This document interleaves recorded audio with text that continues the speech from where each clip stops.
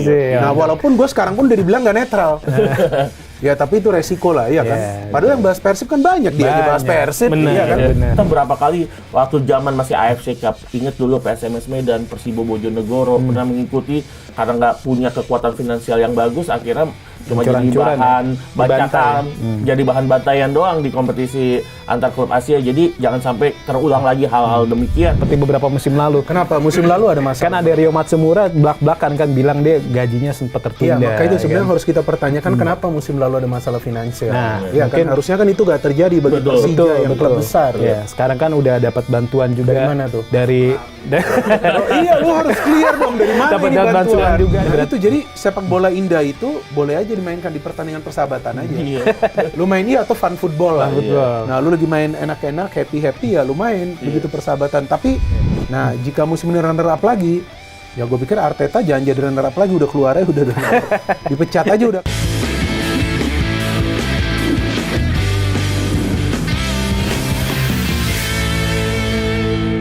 Halo Okezoners, kembali lagi di podcast Locker Room. Hari ini kita Okezon sudah kedatangan dua pandit ternama di tanah air. Nah, yang pertama ini ada pandit yang bisa dibilang sangat tajam ketika mengeluarkan analisis dan terbukti ketika beliau sudah mengupload sebuah video di channel YouTube-nya, viewersnya itu langsung tinggi banget. Siapa lagi kalau bukan Bung Binder Singh.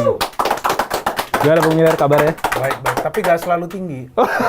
Jadi fluktuatif. Oh, fluktuatif. Wajar itu, wajar. Wajar. Kalau yang masih tinggi itu kan Persib, masih di puncak mereka. Wih, benar. Udah langsung hot. Masih belum tergoyahkan Bung Binder ya. Nah, selain Bung Binder, kita juga sudah kedatangan satu pandit nih yang bisa dibilang sebagai perpustakaan sepak bola berjalan nih. Ketika sudah ngomongin sepak bola, data dan fakta itu sangat tajam dan akurat. Siapa lagi kalau bukan Mas Labib Sadat.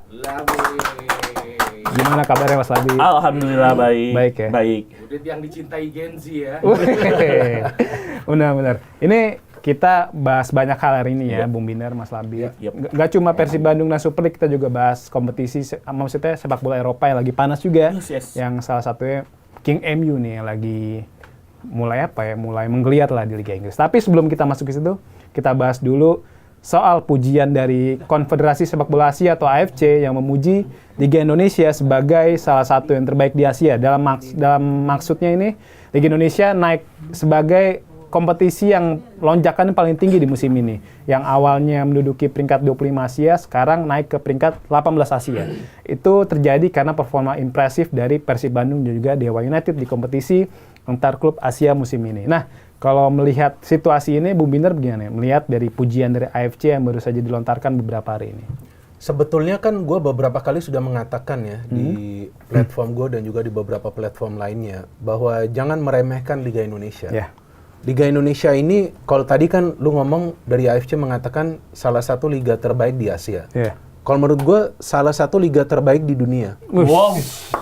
Nah, mungkin banyak yang akan ketawa atau mungkin juga berdebat. Tapi gue berani berdebat. Karena kalau menurut gue paling sulit tuh mainnya tuh di Liga Indonesia. Dan banyak pemain asing sudah mengatakan itu.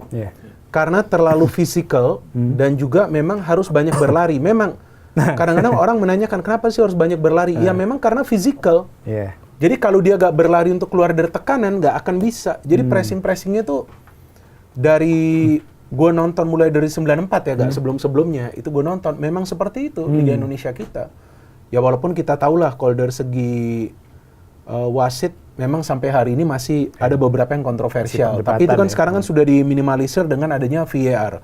Dan juga salah satu bukti lainnya adalah dengan beberapa pemain-pemain kita yang sebelumnya bermain di Eropa dan sekarang bermain di Liga Indonesia kan terbukti nggak semuanya bisa langsung memberikan performa terbaik mereka. Bahkan beberapa diantaranya pun sampai hari ini masih belum bisa mendapatkan posisi starter. Ya kan susah banget gitu bagi mereka. Jadi ya gue masih menilai bahwa Liga Indonesia ini salah satu yang terbaik di dunia. Dan kalau kita mau menilai Liga Indonesia, nontonlah dari awal sampai selesai. Jadi jangan cuma nonton 1-2 match kemudian berkomentar yang negatif gitu. Gue pikir itu gak fair. Meskipun ada segala bentuk kontroversinya, itu adalah bagian dari liga kita yang juga kadang-kadang kan membuat views kita naik juga. Kalau ada yang kontroversial kita bahas. Nah, views itu naik juga. Tapi ya di liga-liga lain juga ada aja kontroversi dari keputusan wasit. Seperti Liga Inggris. Beberapa kali ini ada aja keputusan Serie A juga. Nah, Serie A juga yang kontroversial kan, yang kita perbincangkan, bahkan Serie A itu yang Inter lawan Juve. Juventus wasitnya Nah, lebih banyak orang berdiskusi di sosmed dan juga di channel YouTube itu tentang keputusan wasit yang terlalu gampang memberikan kartu kuning kedua buat Kalulu. Nah, itu buat Kalulu. Jadi memang hal-hal seperti itu ya, meskipun itu bukan disengaja, tapi hal seperti itu juga terjadi kok di luar negeri. Cuman kita harus melihat betapa sulitnya tim-tim itu untuk menjadi juara. Walaupun Bali sudah back to back, Persib sudah back to back, dan kemungkinan Persib bisa hat-trick. Jika mereka hat-trick, ini kan sebuah sejarah juga bagi mereka dengan tim yang baru. Jadi ya inilah hebatnya Liga Indonesia, bahwa pertandingan-pertandingan pun akan sulit kita prediksi. Seperti Liga Inggris, yang di atas lawan yang di bawah masih bisa kalah nih, yang di atas. Nah, seperti itu Labib juga paham lah, kan udah siaran juga dia. Gimana Mas Labib? Iya, kalau melihat bagaimana perkembangan yang cukup signifikan, pertama harus memberikan applause juga buat Persib yang menyumbangkan koefisien angka cukup tinggi ya. Sepanjang playoff, Persib mengikuti ACL 2 dari playoff lawan Manila Dodgers, lalu main 6 kali di fase grup, lalu kemarin lawan Ratchaburi sempat menang, ada 5 kemenangan disumbangkan oleh Persib, belum lagi Dewa United yang nanti di bulan Maret akan menghadapi Manila Dodgers di babak 8 besar ACGL. Menurut kalau gue sih ngeliatnya ini satu perkembangan yang sangat luar biasa. Mulai dari Persib dulu, gue ngeliat Persib ada perkembangan di musim 2024-2025, mereka terbenam di papan bawah di fase grup, juru kunci di tahun berikutnya mereka menjadi juara grup, walaupun harus kepleset lah gue bilang di Ratchaburi kemarin, dan kemudian juga di ACGL Madura United kemarin sampai semifinal di tahun lalu. Tahun ini Dewa United bisa bahkan dianggap melampaui prestasi dari Madura United. Gue anggap saat ini Indonesia di peringkat 18, bahkan ini kan masih mid season ya, bahkan masih ada perbaikan nanti di babak knockout ini. Mungkin Dewa United yang punya peluang besar untuk menambah koefisien poin. Mungkin bahkan gue yakin masih ada keyakinan Indonesia bisa naik setidaknya ke peringkat 16 melewati Bahrain dan juga Oman. Memang untuk 15 besar jarak Indonesia cukup jauh, Vietnam dan juga Singapura, tapi sulit, tapi bukan tanpa peluang. Masih ada peluang. Gua rasa pujian dari AFC seharusnya bisa menjadi motivasi buat tim-tim yang pada musim 2026, 2027 dan seterusnya akan tampil mewakili Indonesia, bisa tampil perform, at least bisa tampil sejauh-jauhnya untuk memberikan poin. Nah, itu kan di musim nanti peringkat yang saat ini, maksudnya yang koefisien sekarang Indonesia peringkat 18, jika terus bertahan sampai akhir musim 2027, nanti di musim 2027-2028 tuh Indonesia akan memiliki 1,5 wakil di ACL 2 ya. Jadi betul. 1 wakil lolos ke fase grup, 1 wakil akan tampil di playoff. Nah, sementara untuk musim depan, komposisinya masih sama persis nih seperti musim ini. Jadi setengah wakil atau 0+1 ya? Nah, benar, 0+1 ya. Jadi setengah wakil playoff ACL 2, 1 lagi lolos ke ACGL. Nah, kalau melihat komposisi klub-klub yang ada di Super League saat ini nih, Bung Binder, kira-kira untuk musim depan klub mana sih yang layak main atau mewakili Indonesia di kompetisi antar klub Asia?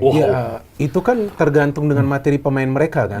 Nah, salah satu menurut gue kekurangan dari Liga Indonesia itu adalah sering ada perubahan di skuad.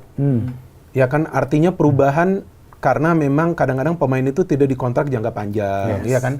Itu yang juga membuat gue sulit untuk memilih tim favorit. Loh iya, maka itu kan banyak yang menanyakan, siapa tim favoritnya? Ya enggak, sulit. Karena musim ini mereka pakai dengan pemain ABCD, musim depan tiba-tiba sudah berubah. Nah, tapi dalam 3 musim terakhir tidak banyak perubahan signifikan seperti itu. Persib Bandung melakukan perubahan karena memang dalam beberapa tahun terakhir ya materi pemain ini tidak banyak berubah. Sehingga mereka memasukkan pemain-pemain yang baru, pemain-pemain yang lama yang sebagian kontraknya sudah selesai, yang mereka tidak perpanjang. Persija Jakarta juga ketika ada beberapa pemain yang mereka lepas, mereka mendatangkan banyak pemain baru. Cuman kan ada klub-klub lain yang tidak melakukan perubahan yang signifikan, Borneo FC, ya kan Dewa United, ya kan Persebaya Surabaya, gak banyak perubahan yang besar-besaran. Nah, gue berharap ini tetap dipertahankan. Jadi ya mungkin juga nanti gue punya tim favorit, walaupun gue nggak mau ngomong sekarang nih. Nah, kalau dulu gue lihat tim yang tidak banyak bongkar pasang pemain itu Persipura. Betul. Maka itu gue sempat suka dengan Persipura. Jujur, gue suka banget, apalagi mereka banyak mengorbitkan talenta lokal, putra daerah mereka. Banyak banget. Jadi banyak natural talent yang mereka orbitkan yang akhirnya bisa juga tembus ke timnas. Nah, selain itu juga, kalau lu menanyakan tim mana yang bisa nanti mewakili Indonesia, yang nanti ya, depan lagi ya. Betul. ya tim yang sebetulnya sehat finansialnya. Kalau menurut gue pertama, kenapa? Perlu pemain-pemain yang berkualitas. Bagus, ya. Untuk bisa bersaing di liga agar ya minimal menjadi runner up supaya mereka bisa bermain di kompetisi antar klub Asia. Nah, gue termasuk salah satu orang yang sebelumnya tidak paham bahwa sebetulnya kualitas liga kita itu ditentukan oleh AFC. Dalam AFC ranking itu berdasarkan performa klub kita di kompetisi antar klub Asia.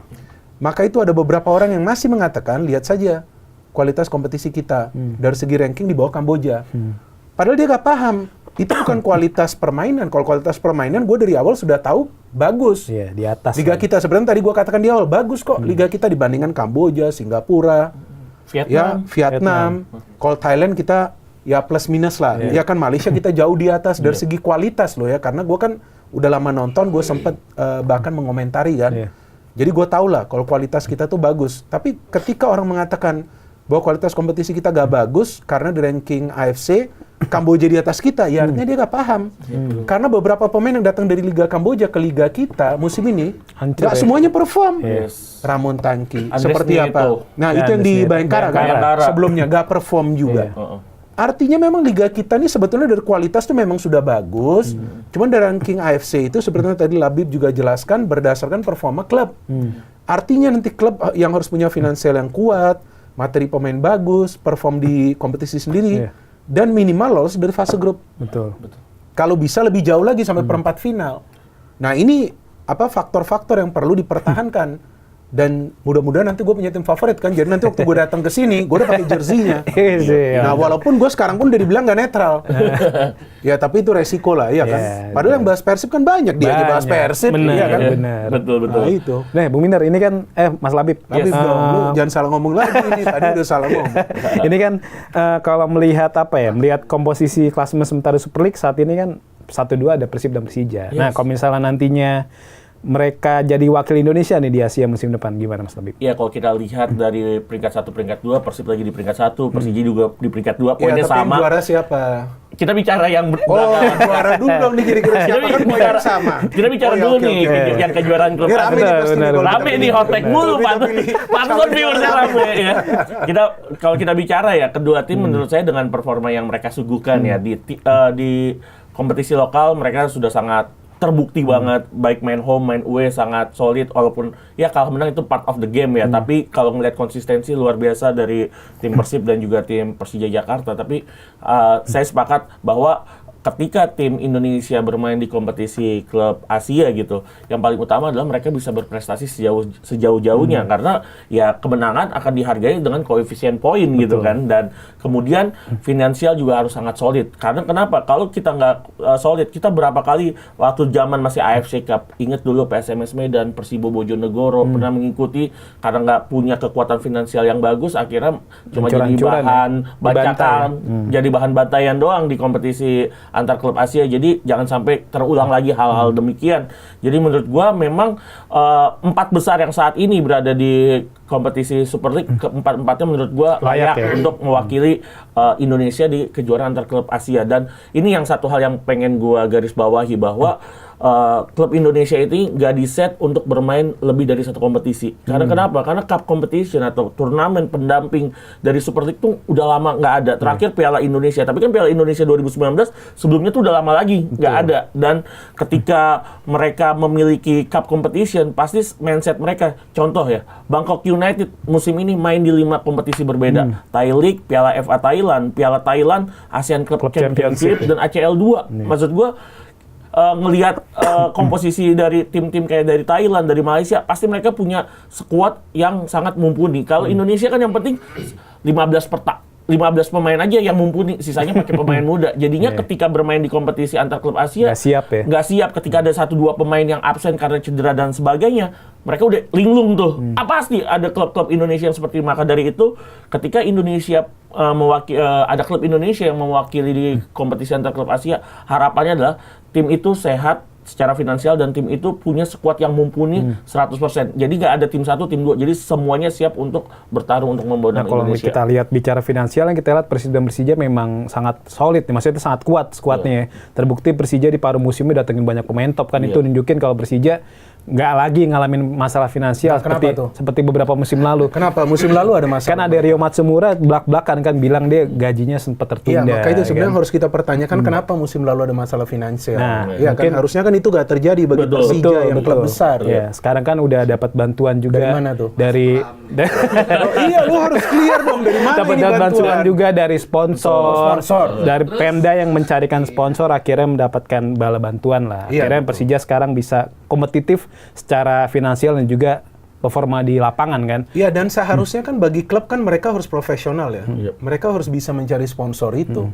Ya kan, bahkan klub-klub seperti Persebaya, Dewa United, ya Borneo FC, mereka tuh mandiri. Mereka bisa mendapatkan sponsor-sponsor dengan prosedur, dengan produk-produk ya. Dan itu sangat penting. Nah, bagi Persija, menurut gua gak ada salahnya juga sih kalau mereka mendapatkan support dari kepala daerah. Gak ada masalah juga. Karena itu adalah salah satu cara bagi mereka untuk bisa secara finansial itu aman. Dan yang sponsor itu kan juga adalah perusahahan. Betul. Jadi jadi kita juga jangan salah paham. Karena banyak narasi yang gue jujur gak suka. Bahwa ini ya dari pemerintah daerah. Mana mungkin dari pemerintah daerah itu kan udah gak bisa. Udah gak boleh. Kalau bahwasannya gubernur ini support, ya menurut gue itu hal yang wajar juga. Tapi support ini juga jangan sampai ikut mencampuri urusan dalam klub. Kalau sepengetahuan gue gak ada mencampuri urusan dalam klub. Ya artinya ini kan support dari luar. Dan gue pikir support seperti ini yang sekarang Persija butuhkan. Tapi gue harapkan ke depannya juga mereka bisa mandiri. Ya kan? Karena mereka adalah klub profesional. Mereka harus bisa mencari sponsor, menjangkau seluas mungkin, ya kan? Dan coba juga untuk bisa membuat klub ini berprestasi. Karena sponsor itu bukan saja dari klub-klub sepak bola. Bahkan di aspek lainnya maunya lihat yang memang lagi naik ini. Yang lagi naik performanya. Ya kan, jangankan dari klub, dari YouTuber saja dilihat nih, mana nih YouTuber yang views-nya lagi tinggi nih. Jadi yang dihitung itu views. Nah, sama juga kalau klub dilihat prestasinya seperti apa. Ada juara gak nih dalam beberapa musim terakhir.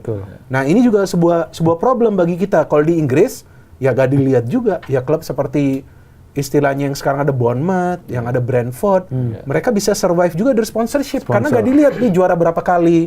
Lu kemarin menang, views lu di sosmed seperti apa, gak seperti itu. Kalau di sini agak beda mindsetnya dari para sponsor. Jadi itu juga penting. Nah, artinya dalam hal ini klub-klub juga harus bisa meningkatkan engagement mereka di sosial media, karena sekarang zamannya sosial media. Nah, ini kan pandit Gen Z. Nah, coba tanyakan ke dia, kan apa-apa terkait dengan sosial media. Bahkan klub-klub sekarang memakai beberapa gimmick untuk memperkenalkan pemain mereka, atau pengumuman apapun itu di sosmed. Kalau gak sosmed gak jalan ini. Nah, artinya semua klub itu harus punya engagement yang tinggi di sosial media.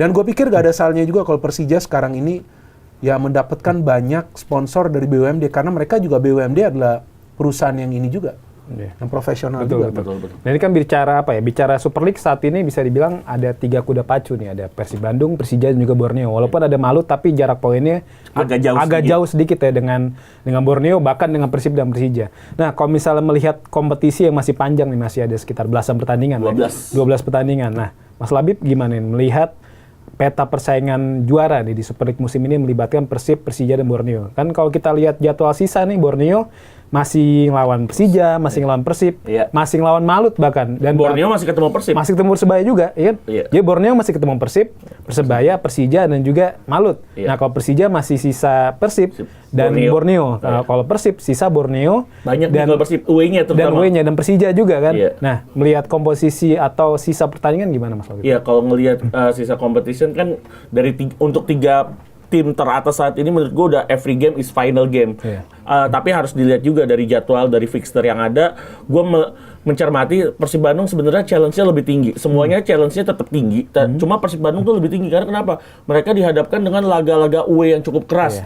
Akan ketemu Persebaya tanggal 2 besok, akan ketemu Borneo tanggal 15 Maret, ketemu Persija, ketemu Bayangkara yang lagi on fire banget. Belum lagi ketemu PSM Makassar di Makassar nanti. Lebih tepatnya bukan di Makassar sih, di Parepare. Terus juga akan ketemu Semen Padang juga. Menurut gue ini juga challenge buat Persib Bandung. Kalau Persija Jakarta agak sedikit diuntungkan karena big match-nya banyak bermain di kandang ya. Di kandang, entah itu di JIS atau di GBK nanti. Sedangkan kalau Borneo sebenarnya kalau yang gue lihat dari Borneo di putaran kedua adalah yang penting konsistensi dulu. Karena kadang-kadang Borneo nih konsistensinya lagi menang, tiba-tiba ada nih kena hook, mereka kalah. mereka menang lagi. Jadi menurut gue 3 tim teratas saat ini memang memiliki peluang yang sangat besar, memiliki juga tantangan-tantangan tersendiri. Tapi gue melihat mungkin tantangan untuk Persib yang laga tandangnya banyak akan menghadapi big match. Levelnya ada di level big match gitu. Kalau Bung Binder gimana ngeliatnya? Sebetulnya dari segi jadwal Persija lebih menguntungkan ya kalau menurut gua, karena beberapa tim yang akan mereka hadapi di putaran kedua ini lebih banyak di kandang kan, seperti yang tadi Labib katakan. Gue dari awal sudah melihat nih sebetulnya dari segi jadwal mereka nih lebih berpotensial mendapatkan maksimum poin. Karena kita tahu mereka kuat di kandang, tapi ini gue mengatakan sebelum mereka lawan Arema FC, ternyata Arema bisa mengalahkan Persija ketika bermain di GBK. Artinya bisa saja Persija kalah di kandang. Apalagi lawannya adalah tim-tim yang kuat. Tapi paling tidak dengan bermain di kandang, 50% peluang itu sudah mereka pegang di tangan. Tinggal bagaimana mereka bisa eksekusi dan juga jangan emosional. Udah itu aja, para pemain Persija berikut pelatihnya tuh emosi mulu. Persijanya ini soal Rio de Janeiro. Nah, makanya itu gak ngerti juga. Padahal kan para pemain Brazil gak emosional seperti itu. Mainnya kan main cantik mereka. Nah, jika mereka bisa menjaga emosi, gak banyak pemain yang suspend, mendapatkan akumulasi kartu kuning atau kartu merah. Nah, dengan kekuatan penuh itu maka mereka punya chance. Kalau Persib, nah Persib ini kan kita tahu perubahan skuadnya kan besar-besaran. Nah, gue gak ngerti juga deh para pemain baru ini punya gak yang namanya mental juara. Ini gue harus fair mengatakan. Kalau yang sebelumnya itu kan udah bermental juara semua. Maka itu mereka back to back dan mereka juga sudah lama menjadi bagian dari skuad. 3 musim kalau nggak salah tuh secara berturut-turut. Ya ada beberapa perubahan lah, tapi perubahan yang nggak besar. Ini kan perubahan yang signifikan juga. Kalau Persija punya motivasi karena dengan mayoritas Brazil, pelatih Brazil, dan mereka satu-satunya tim ini yang lagi main ofensif. Borneo masih ada main pragmatisnya. Persib memang kita tahu dengan Bojan pragmatis yang memang nggak ada salahnya. Malut juga sebetulnya Henry Susilo juga pragmatis. Counter defense ya, Bu. Nah, counter defense. Tapi Persija ini yang gue lebih kaget, main di Malut pun nyerang dia. Betul. Nggak mau bertahan. Itu. Nah, jadi ini tim yang menurut gue membuat sebuah terobosan baru di Liga Indonesia, karena dalam beberapa musim terakhir mulai dari Bali United tuh, mulai dari Bayangkara malah menurut gue tuh dengan Simon tuh mainnya juga begitu, defend counter. Teko juga memanfaatkan transisi, apalagi Bernardo Tavares, Bojan Hodak. Jadi ya let's say beberapa musim terakhir nih yang juara nih yang pragmatis. Termasuk Teko pas 2018 di Persija juga. Nah, pragmatis juga. Defend counter. Nah, apakah bisa membuat sejarah gak nih Persija? Nah, itu dengan offensive football, dengan tim yang produktif. Ini juga motivasi bagi para pemain Brazil mereka yang pertama kali bermain di Indonesia. Maka itu gue selalu mengatakan jangan meremehkan Persija. Apalagi jika mereka bisa dapat home base. Main terus nih jijus. Wah, menguntungkan bagi mereka. Maka itu gue melihat walaupun ada 4 tim, ya gue sepakat dengan lu. Ini Malut udah gak termasuk. Ini sekarang Borneo, Persib dan Persija. Untuk Borneo bisa terlibat aktif sampai terakhir, ya syaratnya mereka harus menang lawan Persib nanti, yang partai tunda. Untuk Persib, untuk bisa aktif berada di papan atas, mereka harus bisa menang nanti lawan Borneo yang partai tunda itu. Sama Persebaya juga, Bu. Nah, gue merasa, Persebaya sebelumnya. Tapi kalau lawan Persebaya mereka kalah, yang penting Borneo itu. Karena Persebaya kan jauh. Peringkatnya kan jauh kan. Dan bagi Persija, kalau mereka mau tetap bersaing untuk menjadi juara sampai akhir, ini 2 partai nih. Lawan Dewa, lawan Borneo. Kalau mereka bisa menang 6 poin, mereka pasti sampai terakhir coba untuk jadi juara. Nah, ini sekarang bulan Maret ini, kalau menurut gue nih, masa kritis. Kunci-kuncinya nih. Bagi-bagi 3 tim ini nih, Malut kalah lawan Persija. Jadi menurut gue udah kejauhan. Tapi yang menarik Persebaya, kalau Persebaya bisa menang lawan Persib, chance mereka untuk main di Asia terbuka. Itu juga. Jadi mereka juga kejar nih, Persebaya jangan diremehkan, punya Bernardo Tavares. Dia juga tahu nih caranya gimana nih kita coba ganggu Persib, ya kan? Terus mau lawan Borneo FC juga. Lawan Persija juga walaupun mainnya di luar. Tapi dia punya rekor yang bagus juga lawan Persija kan? Apalagi ketika Persija masih sama Thomas Doll kan? Bagus banget. Ini yang seru. Maka itu yang gue bilang di awal. Catat, Liga Indonesia salah satu liga terbaik. Salah satu, bukan liga terbaik. Salah satu liga terbaik di dunia. Bukan di Asia nih ya? Bukan di Asia lagi, kita udah mainnya sekarang global. Buktinya pemain-pemain kita yang timnas yang dinaturalisasi sebelumnya pada kembali ke sini. Iya kan? Ini kan Persib Bandung dalam usaha mempertahankan gelar tuh alhamdulillah itu sudah kedapatan atau kembalinya sang kapten Mark Locke. Sudah mulai berlatih ya. Yes. Mark Locke sudah mulai berlatih walaupun agak diragukan untuk bertanding dalam waktu dekat gitu. Nah, ini dengan kehadiran Mark Locke gimana nih Bung Binder untuk perjuangan Persib untuk memperjuangkan hat-trick gelar juara Super League gitu. Ini menarik nih karena ada beberapa pertandingan musim ini Mark Locke tidak bermain baik. Ini udah 5 game terakhir nggak main. Iya. Dan sebelumnya dia ada mainnya nggak bagus. Adalah beberapa pertandingan. Yep. Dan gue juga merasa dengan kedalaman skuad Persib, ya ada juga satu match itu Mark Locke gak main, ada di bangku cadangan. Ya kan yang dipilih itu Rangers tuh kalau nggak salah main di tengah. Dan Persib masih bisa meraih kemenangan atau imbang lah pada pertandingan tersebut, gue udah lupa. Tapi ternyata waktu gue lihat Mark Locke absen, gak main, berpengaruh banget. Permainan Persib. Waktu dia absen gak ada di bench juga itu berpengaruh. Karena gak ada pemain yang bisa motivasi main agresif itu gak ada. Gak ada yang bisa main agresif gitu. Belum lagi dari segi motivasi. Karena Mark Locke pemain yang lama udah di Persib. Bukan pemain baru. Maka itu Persib pada saat itu bisa back to back. Gue sudah pernah mengatakan sebelumnya karena duet Klok dan Dado di tengah itu gila banget itu duet itu. Satu mainnya agresif, maju pressing, Dado mainnya lebih tenang, mengcover area passing. Jadi kalau Mark Locke sudah bisa bermain dan bermain reguler, kembali ke top form, wah Persib bisa kembali kuat lagi menurut gua. Walaupun ada salah satu kesulitan tentunya dengan Tom Hey absen nih. Nah, gitu. Tom Hey absen tuh kerasa banget di match sebelumnya lawan Persita. Betul. Ya, kalau Mas Labib gimana ngeliatnya? Kalau gue sih ngeliatnya so far dalam 5 game terakhir kan kalau kita lihat memang pas nggak ada Mark Locke langsung diberi sama Racaburi itu ya. Itu kelihatan banget. Rangers kan di tengah ramai. Begitu gampang mereka masuk ke tengah 3-0 itu. Kebuka banget tuh waktu itu. Dan Putros nggak bisa untuk pressing gitu. Dia tapi kalau pressing di sayap bagus loh Putros. Karena memang naturalnya back sayap. Tapi kalau di tengah dia nggak bisa. Nggak bisa walaupun dia bisa jadi DMF ya. Tapi kalau ngelihat memang so far Mark Locke apakah lini tengahnya Persib bagus? Gue akuin ada nggak adanya Mark Locke lini tengahnya Persib tuh udah mewah banget ya. Ada Tom Hai, ada Lucho, ada Rangers yang sekarang bisa main di tengah. Tapi ternyata ketika dalam 5 pertandingan Mark Locke nggak ada, gue lebih menyoroti jiwa kepemimpinan dari Persib Bandung yang nggak segarang ketika Mark Locke ada di atas lapangan. Karena gue tahu ini tahun kelima Mark Locke, dia udah kasih 2 gelar juara buat Persib Bandung.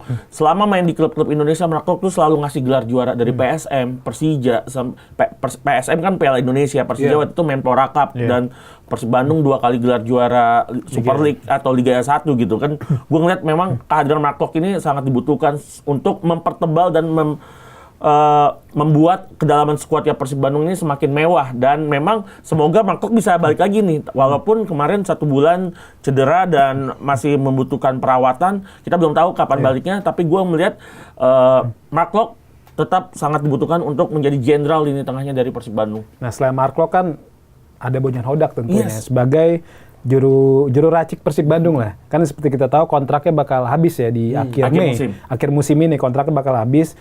Nah, ini baru-baru ini lagi rame di medsos nih. Ada segelintir bobotoh lah. Ini mungkin segelintir bukan mayoritas ya. Yang bilang tuh Bojan Hodak udah out aja akhir musim ini karena permainannya membosanin gitu. Walaupun memberikan trofi, walaupun sering memberikan hasil positif, tapi permainan nggak menarik. Nah ini kalau Bung Binder gimana ngeliatnya? Kalau bagi saya sih permainan dari Persib menarik dari hal taktik ya. Karena taktik dari Persib itu kan memanfaatkan kelemahan dari tim lawan ya. Jadi kalau kita lihat Bojan itu strateginya pragmatis, tapi dia bisa meminta para pemainnya itu untuk menyerang dari sektor yang merupakan titik lemah dari tim lawan. Jadi bagi gue taktik dari Bojan ini memang nggak ada obatnya. Dan ketika dia memainkan pemain pengganti, itu permainan dari Persib itu bisa berubah. Jadi pemain pengganti itu masuk bukan hanya untuk menggantikan pemain yang mungkin dianggap tidak perform atau sulit untuk bisa mengimbangi pemain tim lawan, tapi untuk mengubah style of play dari Persib.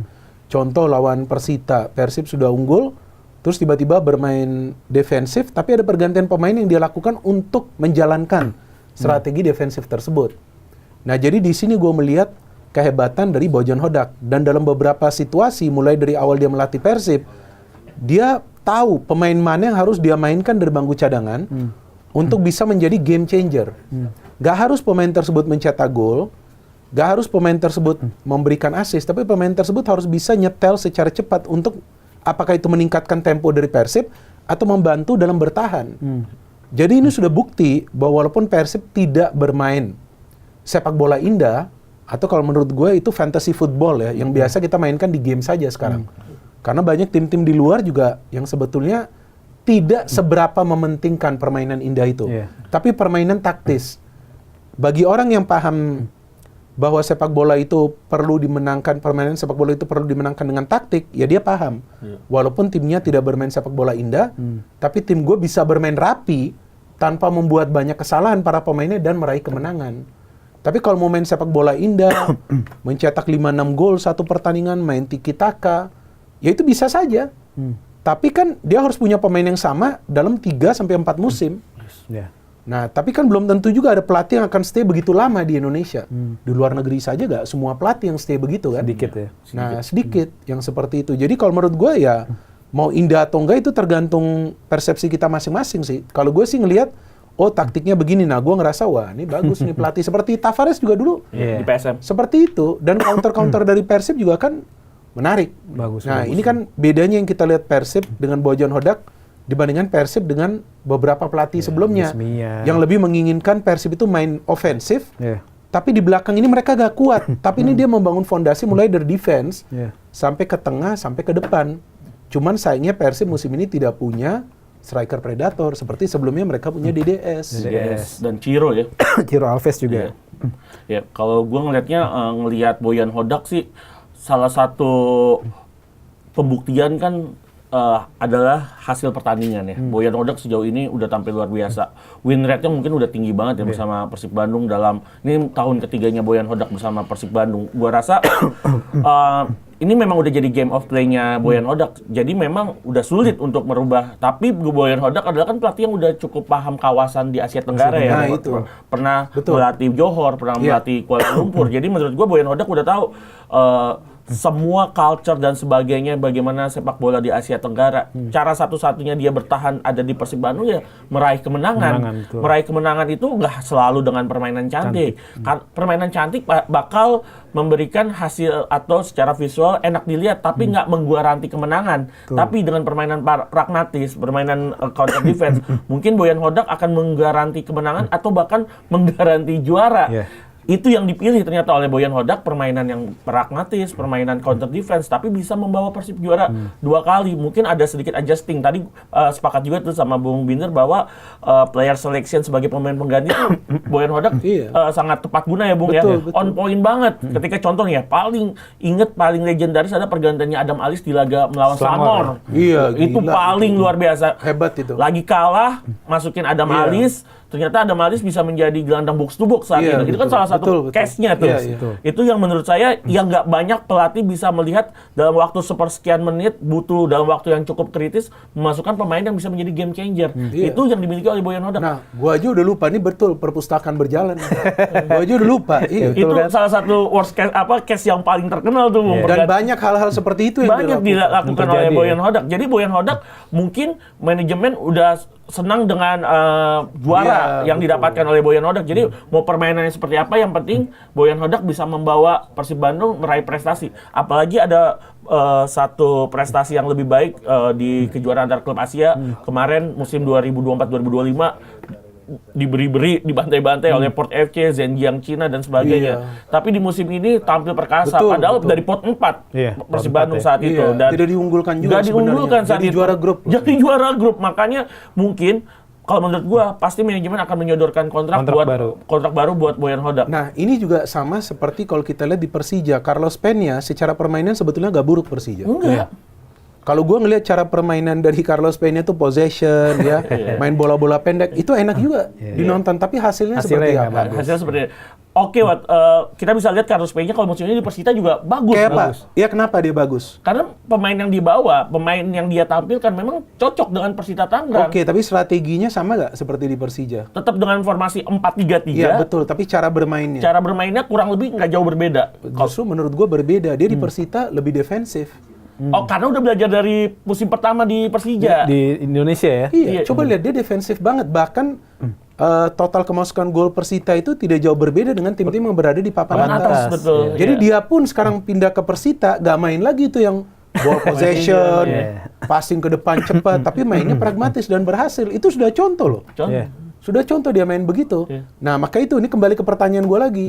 Sekarang nih Persija main offensive football, sepak bola indah. Iya. Bisa kan nih menjadi juara? Jadi Ini juara, juga bisa menjadi sejarah jika mereka bisa lakukan itu loh. Tapi memang dari zamannya Simon McManamy di Bayangkara sampai kemarin Boyan Hodak nggak ada pelatih yang main ofensif. Nggak ada pelatih. Nggak ada. Tavares 2022-2023 juga itu lebih pragmatis lagi itu. Iya. Itu cuma ngandelin William Pulim doang. Nah itu yang cuma kasih umpan-umpan jauh.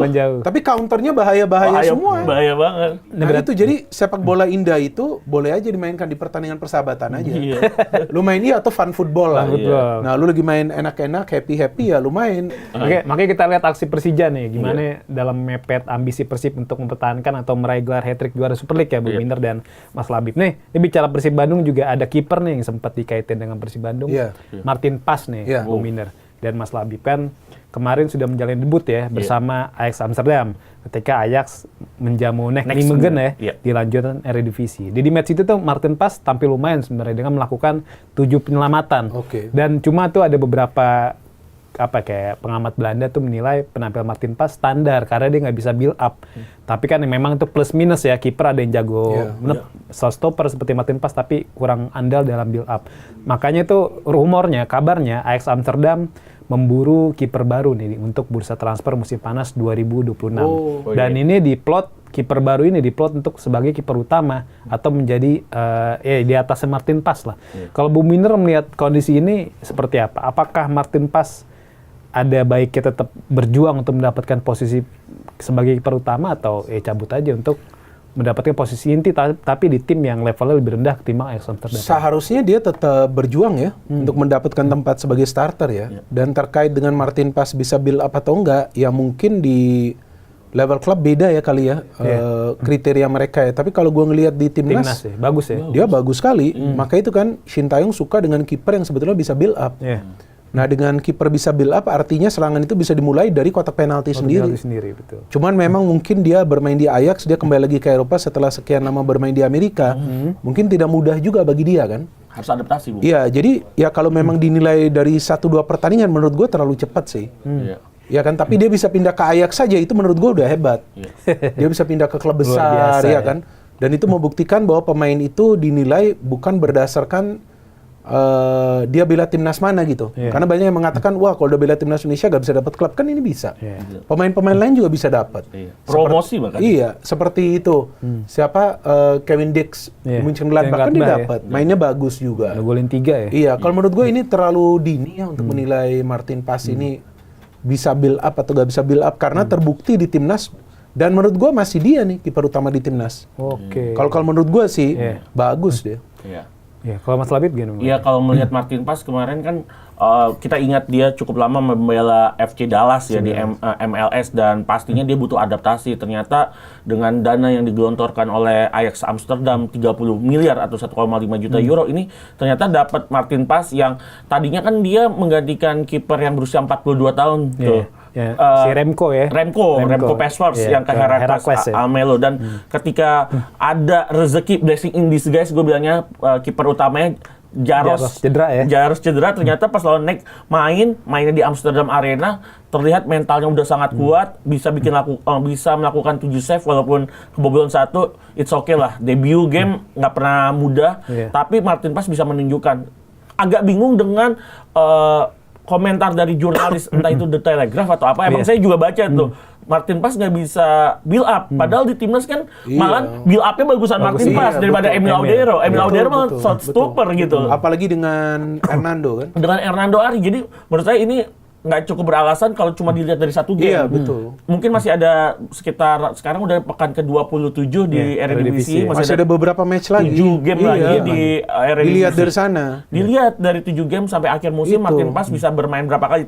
Contoh mungkin main 4 kali lah, 50% dari sisa game gitu. Misalkan main 3-4 game, ternyata Martin Pas tampil perform, bukan tidak mungkin Martin Pas ternyata bisa menjadi kiper yang dipertahankan oleh Ajax Amsterdam musim depan. Jadi walaupun nanti Martin Pas jadi kiper utama ataupun kiper cadangan, nggak apa-apa. Tapi yang penting Martin Pas, gua pribadi seneng dia ada di Eredivisie kembali. Nah ini di saat bersamaan juga pesaing Martin Pas di timnas Indonesia, Emil Audero lagi kencang juga di rumor ini bakal ke Juventus katanya.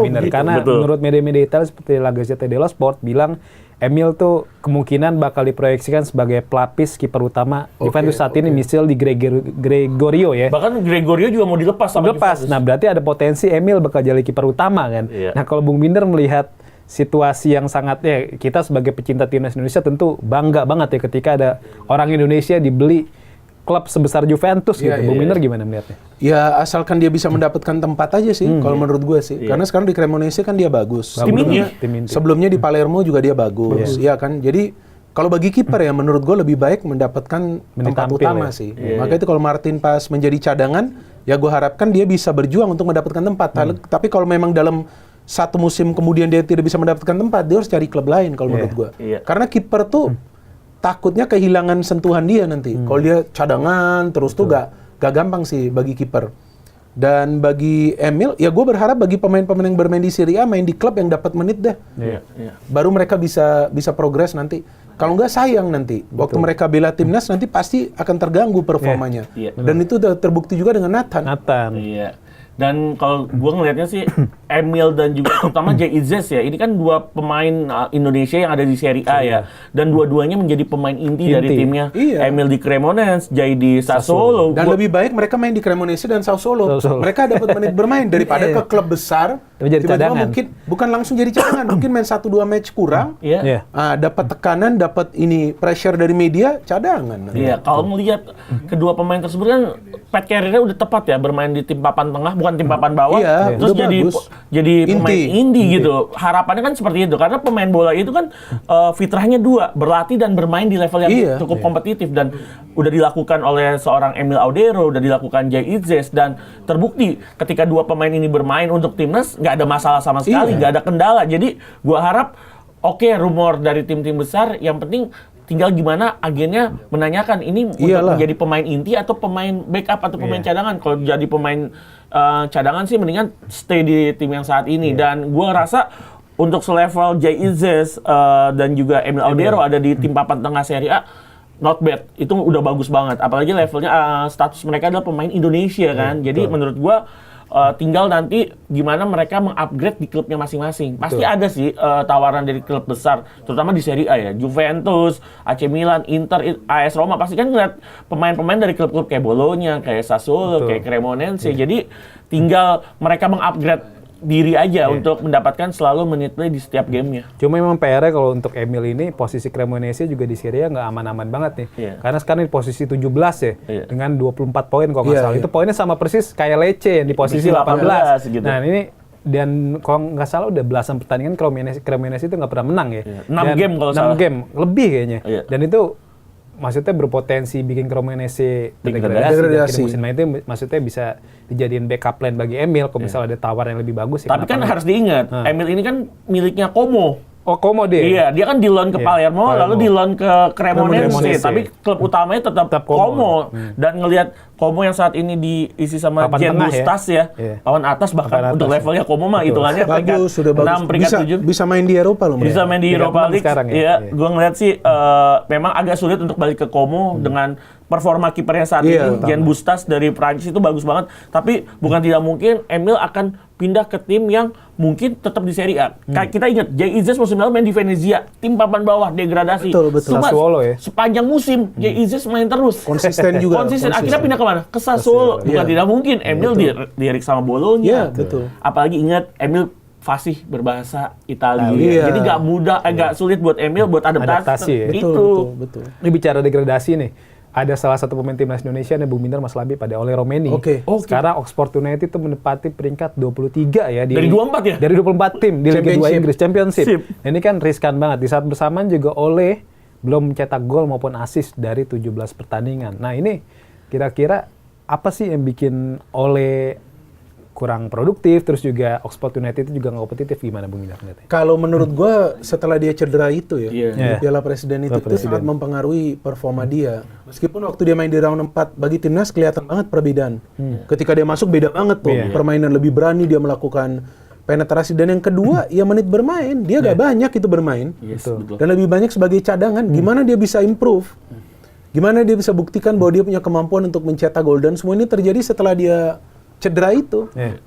Tapi gue pikir ini kan hanya sementara. Kalau dia nanti bisa bounce back dan dia usianya juga masih muda kan? Iya, 25-26 ya. Nah itu, dan bisa juga kemungkinan dia nanti kembali ke Eredivisie. Ya kan? Nah, Jadi kita jangan lihat performa klub dengan performa pemain seperti yang tadi Labib katakan. Venezia degradasi tapi Jadon Sancho ini stabil banget. konsisten. Jadi dilihat, oh ini bisa nih main untuk kita. Bahkan sekarang di Sassuolo dia inti banget. Sassuolo-nya papan tengah sekarang. Betul. Bahkan vice captain dia. Vice captain dan pemain dengan nomor 2 dengan minute play terbanyak Iya, di betul. bawah kiper. Dan rating dia 7. Iya. Average rating tuh 7. Itu udah bagus. Betul. Bagi pemain seperti Jadon Sancho yang sebelumnya lama bermain di Serie B juga kan. Venezia kan dari Serie B dia Serie bawa B. ke Serie B saat itu. Serie A. Gue Venezia pikir dua kalau musim. bagi Ole, ya kalau dia memang nanti klubnya degradasi dan dia bisa pindah dan tidak bermain di kasta ketiga Inggris, mungkin kembali ke Eredivisie atau Eredivisie, Yes. juga oke juga. Bagi dia Nathan main di divisi 2 kan. Iya. Kalau Dapat minute salah. play lagi. Buat minute play. Dapat lagi, bagus lagi. Bagus lagi kemarin. Gue lihat ratingnya. Iya. Tapi kalau untuk kans ke Super League gimana? Ole Romani, Ole Romani. jangan dulu. Sayang lah. Sayang.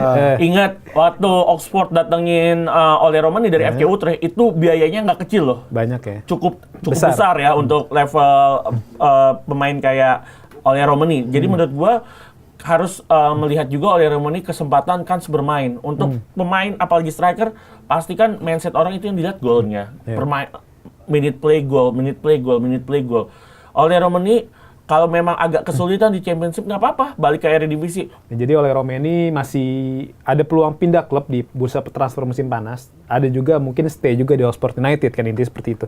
Nah, bicara Oxford United kan pasti ada kasta lebih tinggi nih, ada Premier League ya. Iya. Saat ini timnya lagi kompetitif di Premier League, ada Manchester United di bawah Sir Michael Carrick yang mencetak 6 kemenangan, maksudnya 6 pertandingan nggak terkalahkan dengan catatan 5 menang dan juga 1 imbang. Terbaru MU menang 1-0 atas Everton yang lewat gol Benjamin Sesko. Nah, tapi di saat bersamaan ada beberapa legenda MU nih seperti Roy Keane, Gary Neville menilai Michael Carrick itu belum sosok yang tepat untuk menjadi pelatih MU di musim depan. Nah, kalau Bung Binder ngelihat gimana nih? Apakah Carrick layak dipertahankan atau kita tunggu dulu sampai akhir musim? Tergantung dia sukses gak bawa MU main di UCL musim depan. Sesuai target ya? Sesuai target. Kalau sukses menurut gua gak ada salahnya juga. Dia dipertahankan karena MU sudah mencoba beberapa pelatih yang dikatanya bisa, yang pertama bisa Tsunami Trophy, Erik ten Hag, kemudian Amorim yang bisa mengubah MU menjadi the winning mentality, tapi kan nggak terbukti. Bahkan Amorim tuh banyak mengeluh lah di preskon. Erik ten Hag terlalu Keras ya? bukan terlalu keras, overconfident lah, sampai dia mengatakan bahwa yang namanya era akan berakhir, artinya eranya Pep Guardiola, ternyata era dia yang berakhir. Iya kan di MU. Terus dia di Leverkusen juga agak lama dipecat. Iya betul. 2 match ya kalau nggak salah. Nggak nyampe 5 match. Iya, jadi artinya kalau bagi MU jika Carrick bisa deliver result, kenapa enggak dia dikasih kontrak permanen gitu untuk dia menangani tim ini. Meskipun perdebatannya tentu pemain-pemain sekarang yang lagi perform di MU itu memang bukan pemain pilihan dia. Ya tapi itu bagus kan, artinya dia tanpa pemain pilihan dia pun dia bisa bawa MU perform. Apalagi kalau dia diberikan pilihan untuk merekrut pemain. Ya kan seharusnya atau logisnya MU bisa lebih baik. Betul. Daripada ini, dan Carrick ini bisa berhasil kan bukan secara kebetulan. Karena ada game plan yang jalan. Itu yang gue ngelihat. MU main beda total. Nggak seperti ketika dilatih Ten Hag dan juga Ruben Amorim yang coba untuk bermain menyerang tapi belakangnya nggak solid. Bersama Carrick, belakangnya ini kuat banget. Solid banget ya. Dan banyak gol yang mereka ciptakan dari counter attack. Bahkan ada salah satu fanatik dari MU yang dia bukan influencer, bukan juga YouTuber. Ada kawan gue, dia yang pernah ngomong ke gue setelah match lawan West Ham ya, yang satu sama West Ham. Nah, dia yang cerita ke gue waktu kebetulan kita ketemu. Dia bilang dulu di eranya Sir Alex Ferguson juga MU banyak cetak gol dari counter attack. Juga banyak memanfaatkan transisi. Carrick juga pakai strategi yang mirip seperti itu. Jadi memang sekarang MU ini, kenapa gue katakan di salah satu konten gue nih, MU ini sudah kembali karena bermain seperti dulu.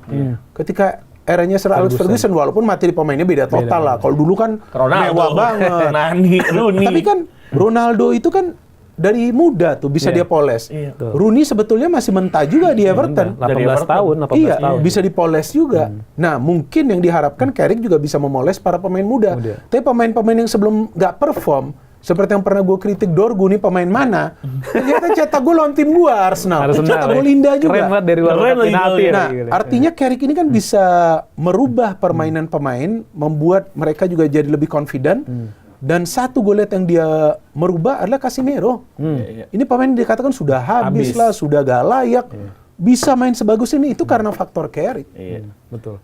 Kalau Mas Labib gimana? Yang ngelihat Carrick sebenarnya kan punya potensi ya untuk dipertahankan ya. Ini menurut gua udah lewat dari honeymoon seasonnya juga. Udah lewat. Udah lewat. Biasanya kan kalau pelatih baru aja ada honeymoon seasonnya 2-3 game, menang, abis itu baru tuh dapat struggle-nya tuh. Tapi ngelihat Carrick dengan DNA yang dia bawa, dia tahu filosofi MU, dia ex pemain MU, dia belasan tahun di MU, itu menurut gua ada sukses juga, nilai plus, apalagi pasti dia juga banyak bertanya sama Sir Alex, yakin saya itu pasti bakal banyak bertanya bagaimana cara menangani MU, dan memang MU itu besar karena result, karena hasil, karena juaranya, dan ngelihat pelatih yang bawa filosofi luar gitu kayak Erik ten Hag, Ruben Amorim, mungkin bahkan selevel Jose Mourinho dan Luis van Gaal aja gagal di sana, tapi Carrick dengan dia kan udah di ospek dalam tanda kutip pernah melatih Borough ya, Middlesbrough, dan ternyata di Middlesbrough juga game plan yang tadi Bung Binder bilang juga dibawa ke MU dengan pemain yang siapa nih pemainnya? Gue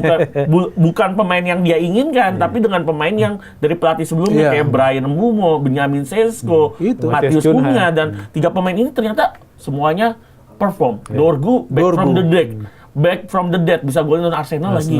Bagus lagi, cakep. Lawan City juga. Golin juga kan. Dan menurut gua memang walaupun kontraknya Carrick cuma sampai akhir musim 2026 ini atau 2025-2026 ini, kita akan melihat board mau nggak mempertahankan Carrick. Tapi kalaupun diganti, ini akan menjadi shaky juga di pelatih, pasti bakal adaptasi. Kalau Carrick udah nggak perlu adaptasi. Udah langsung. 6 bulan ini udah masa adaptasinya, dan dianggap lumayan berhasil. MU saat ini udah di peringkat 4 dari kemarin peringkat 7, peringkat 8 sekarang stay di zona UCL yang dimana MU nggak main di UCL musim ini. Ini suatu hal yang cukup baik buat Manchester United. Kalaupun ada penggantinya, ini penggantinya pasti harus setidaknya memiliki prestasi di atas Carrick. At least bisa membawa MU stay di 3 besar. Ini kan berat banget. Penggantinya mungkin nggak banyak pelatih yang punya atau bisa menggaranti MU ada di peringkat 3 besar Premier League. Nah, bicara pengganti, ada kandidat Mas Labib, kira-kira siapa? Kalau misalnya memang manajemen mengikuti saran dari para legenda nih, kalau misalnya memang harus diganti siapa? Entah kalau menurut saya ya,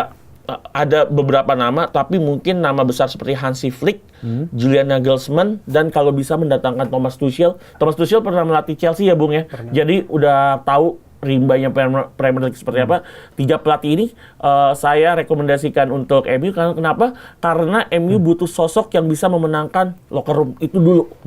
Kalau ada pelatih yang bisa memenangkan locker room dari seperti zamannya Sir Alex Ferguson. Alex Ferguson mah nggak peduli lu pemain bintang, mega bintang, super bintang. Tapi kalau locker room udah ada gua, lu semua harus nurut dan instruksi gua. Jadi harus ada pelatih yang bisa memegang locker roomnya MU dengan ego-ego pemain bintangnya. Kalau Bung Minder gimana ngeliatnya? Ancelotti sih menurut gua. Don Carlo ya. Bisa sih Don Carlo. Udah paling pas itu. Don Carlo bener sih. Karena dia di Madrid tuh paling kondusif locker room. Iya bener. Kalau untuk locker room ya. Iya. Tapi kalau kita mau ngomong soal taktik atau lain hal sebagainya, ya Xabi Alonso, tapi kayaknya kecil kemungkinan. Kecil, iya sih. Xabi ke MU karena jika Arne Slot dipecat, kemungkinan ya Xabi yang menjadi pelatih dari Liverpool. Kalau Luis Enrique gimana, Bung? Kan kabarnya dia nggak perpanjang kontrak di PSG. Gue nggak ngerti ya Luis Enrique ini mau atau enggak ya ke MU. Belum tentu sih menurut gua. Mungkin balik ke Spanyol kalau ngelihat Luis Enrique. Tapi Luis Enrique juga ketika ada si siapa tuh Mbappe apa semua sulit juga dikontrol itu. Betul. Kalau Xabi sulit kontrol karena cari gara-gara di Madrid. Dia caringin Vinicius lah. Terus mungkin dengan Mbappe berselisih dengan Bellingham. Tapi dengan kesalahan itu dia tentunya sudah belajar. Mungkin di MU dia bisa lebih kondusif lagi karena mau menjaga locker room itu kan kalau mau jadi pelatih yang kuat dan juga yang keras, ya harus ada CV yang kuat juga. Betul. Kalau CV-nya masih lemah, mau macam-macam di klub yang sebelumnya sudah ada pemain bintang, susah. Betul. Nah ini kan MU saat ini menduduki peringkat 4 ya, dengan koleksi 48 poin di Liga Inggris. Jarak poinnya dengan Arsenal tuh sekitar 13 poin. Cuma dengan catatan Arsenal punya kelebihan pertandingan ya, karena dia sudah melawan siapa kemarin? Wolverhampton kalau nggak salah, ya kan, di tengah 2 pekan lalu. Nah ini kira-kira nih kita mungkin kita hapus MU dulu ya persaingan juara. Saat ini kan Arsenal di posisi 1 dengan 61, di posisi 2 ada City dengan 56, dan di posisi 3 ada Aston Villa dengan 54 poin kalau nggak salah. Nah ini kira-kira dengan komposisi saat ini, Bung Binder melihat apakah ini musim yang tepat bagi Arsenal untuk mengakhiri puasa gelar Liga Inggris? Kalau gue sih berharap Arsenal yang juara ya, karena sudah 3 musim terakhir mereka berjuang. Iya, mereka runner up. Dan juga dalam 3 musim terakhir mereka berjuang di atas, termasuk musim ini 2 musim terakhir kan runner up. Nah, jika musim ini runner up lagi, ya gue pikir Arteta jangan jadi runner up lagi, udah keluar aja, udah dipecat aja udah, karena dia sudah mendapatkan kesempatan pemain-pemain yang bagus-bagus yang menurut dia perlu. Ini sudah dalam sekali skuad dari Arsenal, bahkan bisa ada Arsenal A dan B ini. Iya, tapi kalau dia nggak bisa membawa juara, artinya ini bukan tempatnya Arteta. Di Arsenal mungkin nanti Arteta yang ke MU. Kalau Carrick gak diperpanjang. Nah, kan bisa juga kan Arteta kan. Gak ada yang nggak mungkin. Iya, tapi enggak lah, kayaknya Arteta gak kesana lah. Seharusnya Arsenal juara lah, dan Arteta dipertahankan, dan Arsenal ini masih punya peluang untuk quadruple loh. Iya, betul. Masih punya loh. Di Liga Champions kan dia unggulan loh. Iya, tapi jangan salah, ada juga chance zero. Ada juga potensi 0. Mana tahu 4-4-nya dia gak dapat apa-apa kan. Jadi ini menurut gua do or die bagi Arteta. Lu bisa bawa juara atau enggak? Kalau lu gak bisa bawa juara, ya udah, silakan keluar gitu. Jadi ini seperti hidup atau mati bagi Arteta sebagai manajer Arsenal. Kalau gue ngelihatnya ini sepakat, ini harus menjadi hari atau tahun terakhir penghakimannya Arteta. Judgment years-nya Arteta menurut gue. Karena kenapa? Karena gue tahu Arteta udah disokong mungkin dana lebih dari 1 billion pounds yang diberikan oleh manajemen. Sejak dia melatih. Berarti kan baru 4-5 tahun terakhir kan. Ini udah jor-joran banget. Bahkan kalau gue lihat itu pemain Spanyol siapa sih yang nggak dibawa sama Arteta? Udah semuanya dibawa, yang terbaik dari Zubimendi sampai siapapun pemain yang diinginkan oleh Arteta untuk mengisi slot atau plot permainan gameplay yang dia inginkan. Tapi gue harus melihat ini kesempatan besar Arsenal lagi di peringkat 1. Oke, memang dikejar oleh Pep Guardiola kan di bawah gitu. Dan Unai Emery ini Spanyol semua nih berarti nih. Nah, itu. Tiga-tiganya Spanyol semua. Tapi paling mendekati kan memang Pep Guardiolanya City ya. Jadi menurut gua ini harus ada adjusting dari Arteta, juga harus tenang. Arteta dalam mendapatkan tekanan dari bawah atau pressure dari bawah. Jadi ini mau nggak mau tahun ini at least juara Premier League. Walaupun tadi Bung Binder bilang ada kesempatan 4 gelar juara. Tapi Premier League dia harus. Kalau menurut gua prioritas utamanya Premier League karena udah 2 tahun atau 3 tahun ya Bung. 2 tahun terakhir. 2 tahun terakhir runner up. Ini betul. Kalau nggak mau dibancakin sama supporternya MU. Karena supporternya MU udah siap banget nih ngirim gas cabai ke supporternya Arsenal. Kenapa? Karena sebetulnya rival Arsenal itu adalah MU.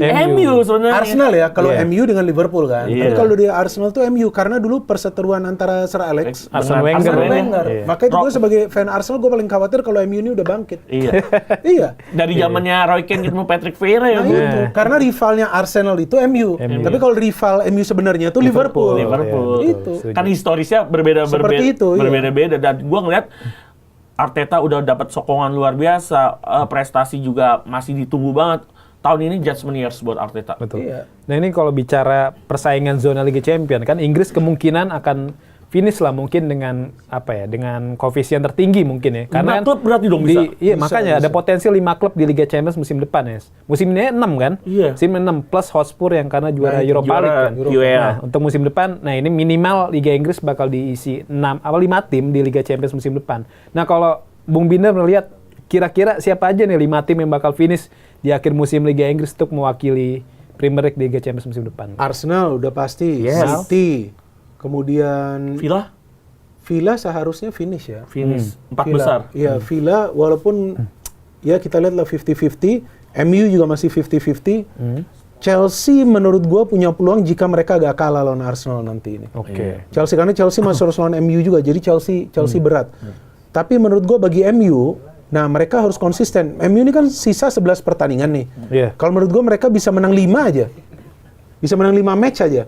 Kemudian mungkin kalahnya 1, sisanya imbang, masuk mereka. Masuk ke UCL ya. Masuk ke UCL. Karena itu target MU.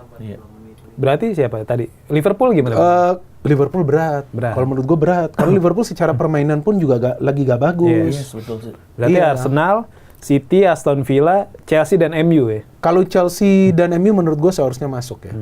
Tapi kalau Liverpool menurut gue berat. Kalau saya agak bedanya di 4 sama Bung Binder, ada Arsenal, ada City, ada Aston Villa, ada MU.